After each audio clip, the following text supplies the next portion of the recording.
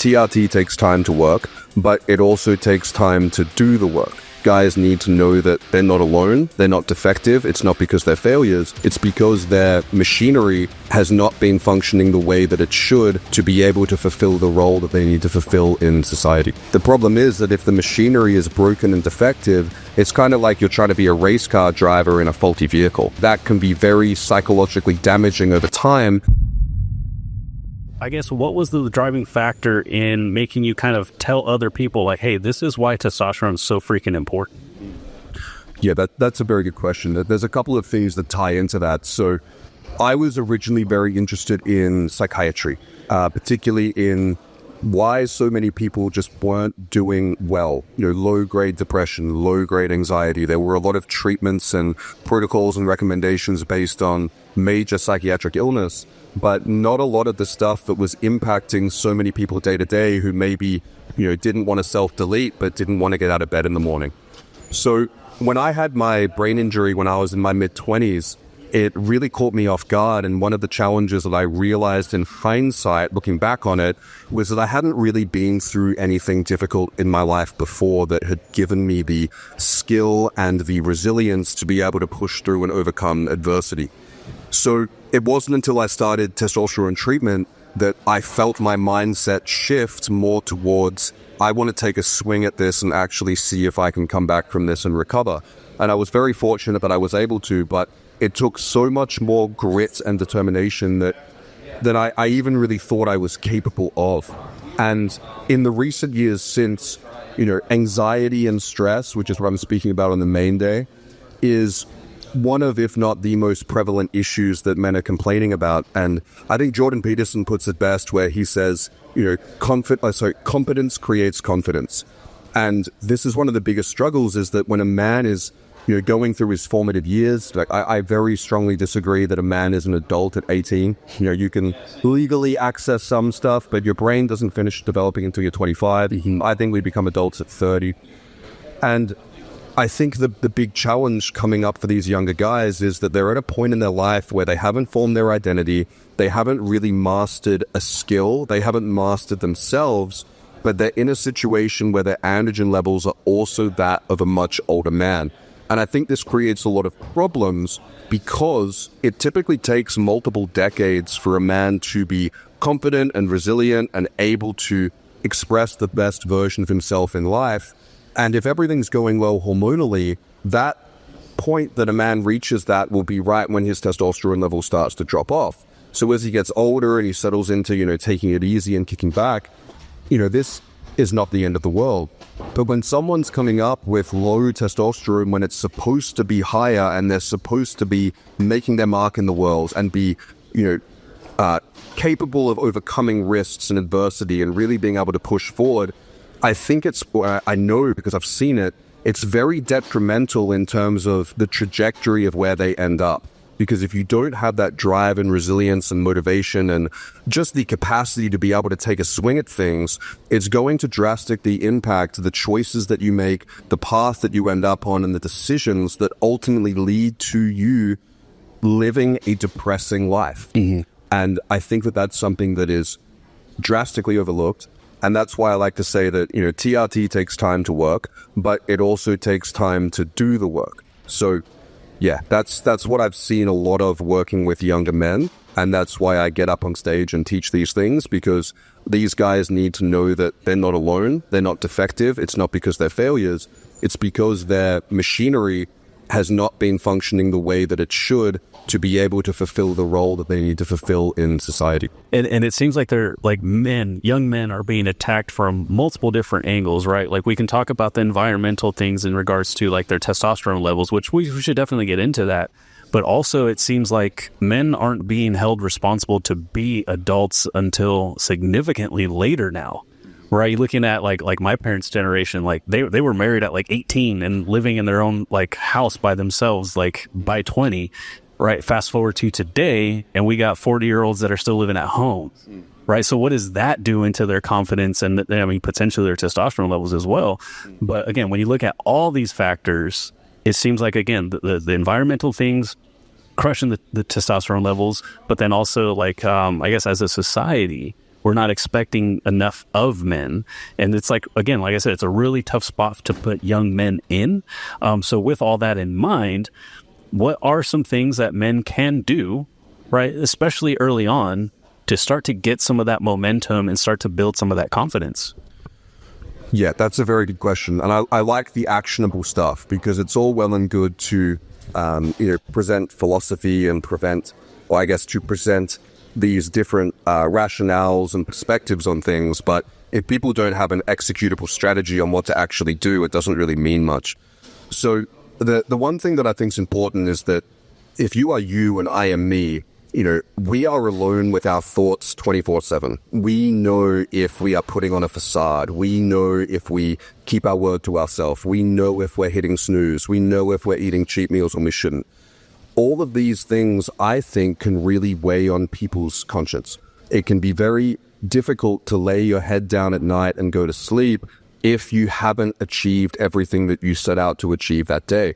And I think that's one of the most common causes of anxiety and insomnia is people are very self-critical, but they're self-critical because they know that they are objectively not living up to who they could be.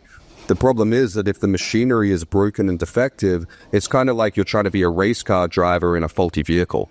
And I think that can be very psychologically damaging over time because you're not developing the self-esteem, because you don't have that proof of success, that proof of actually being able to do what you want to do and what you want to achieve. So I think there are some good strategies to look at. I think firstly, people should really focus on mastering something. If someone is a welder or if someone's an electrician, if you are a phenomenal welder or electrician, if you walk into a room that has nothing to do with your trade, you're still going to exude and have more confidence because you know that as an individual, you have mastery of some area of skill that is valuable to society. So I think people should really focus on not trying to start multiple different things and be a jack of all trades, master of none, is find something that you like or something that allows you to earn a living that you don't hate and get really fucking good at it. Like, I can imagine that you doing what you do because you have the knowledge and the proof that you are an expert in your field. That confidence translates to when you're ordering at a restaurant or when you're going into a social interaction, because you have been able to move forward and succeed in a field that previously you were one day a beginner at, you didn't know anything about. So I think that's very important. The other thing that I really like, that I basically prescribe as a health coach, is I like people to practice mindfulness and I like people to practice martial arts. And this combination of experiential therapy, I think, is very valuable. And I don't recommend people get into sparring and actually fighting because I work with brain injuries. That's not a good idea. But simulating violence with pad work and having a male mentor to take you outside your comfort zone. If you wake up in the morning and you get overwhelmed by opening your email inbox on a Monday morning and having a messy room and needing to do the basics, if that pushes your stress capacity, it's not because that's too hard, it's because you're too soft. And going and doing some form of martial arts, again, just pad work or just basic drills, once or twice a week gives you something that is far more acutely stressful than anything else you're doing, which reprograms your sensitivity to stress. It basically gives you better stress tolerance because by association, all of those things are not stressful at all. They just require putting one foot in front of the other. And then when you're looking at mindfulness, you're basically learning to focus your attention on what you want to focus it on, which ultimately gives you the ability to do what you need to do and not what you want to do. And if you're able to do what you need to do, not what you want to do for a prolonged period of time, this ultimately gives you the foundation to actually be disciplined. And if you lack the skill to actually have discipline in the first place, not only is your life going to become a chaotic mess as your responsibility goes up as you get older, but you're also going to feel very inadequate. You're going to feel like a failure because you're saying, I can't even do the basic things I need to do. And if you can have that balance of increasing your stress threshold and improving your ability to focus and take action on tasks, I think that leads to good outcomes. Very well said. That was fucking great, P. You crushed that. If you've just started TRT, it is completely normal to feel overwhelmed and confused. There's a lot of new territory to cover, and there is a lot of conflicting information. I wrote TRT 101 so that you can have everything that you need to know in an instruction manual in one place that you can refer back to, that you can have all the questions answered before they even come up. TRT 101 is my best practice approach for TRT from start to finish, and it contains everything that you need to avoid all the challenges and pitfalls that I've seen come up in my clients over the last 5 years. You can check it out via the link below. Sorry, I had to kind of get out of the interview for a second there. But speaking on more tangible things, everybody watching, everybody here, we all kind of already understand that, like, especially here in America, the testosterone ranges are so broad that you could feel like shit. You can have terrible testosterone, but still be within range and not get that prescribed. We all kind of already know that. Now, for somebody that did get that prescription, right, we kind of already know what that prescription is going to look like. It's going to look like 200 milligrams, 3 shots per week. If stuff starts to get a little funny, maybe some DHEA. If they're not at a good clinic, some anastrozole, right? Like, we kind of already know that. But what if I'm taking, we'll say 200? Allegedly, this is not medical advice. Don't do anything that we're about to say. I'm still feeling like shit, man. But I'm doing the thing that's supposed to make me feel good. Where do you think people that are getting, people that are prescribing, where they're missing the mark when it comes to, like, well, he was at 200 nanograms per deciliter. We got him on 200 milligrams, and now he's at 1,200. I did my job. Maybe he's just not working out hard enough. Maybe he's not getting enough sleep, because I got his levels up. He should be fine, but that person still feels like shit. What is that prescribing doctor missing? The problem is that they're looking at a very complex series of interconnected systems through a myopic lens. So testosterone is not the only thing that impacts how you feel and how you perform. It is a piece of the puzzle. And the problem is that it is difficult, and it requires a very in-depth, intrinsic understanding of human biology, which I think a lot of practitioners put in the too hard bucket. You know, they get paid either way. They want to do the easiest job. They want to get home, and they want to basically, call it a day. And I get that. People are people. But if people are wanting to actually deliver the outcomes for their patients that makes them subjectively feel better, but also are objectively healthier, they have to look at every series of systems in the body, but not just individually, but how they're interconnected, kind of like the engine of a car. So practitioners have to be doing comprehensive blood evaluations to test all systems in the body, all hormone markers, all comprehensive panels, and then they have to cross-reference this with the patient's lifestyle, the patient's psychology, the patient's goals, and basically see, is there another biological parameter going on here that needs to be diagnosed, treated, and resolved? If that's not, and everything is smooth sailing, it can often be a psychological issue.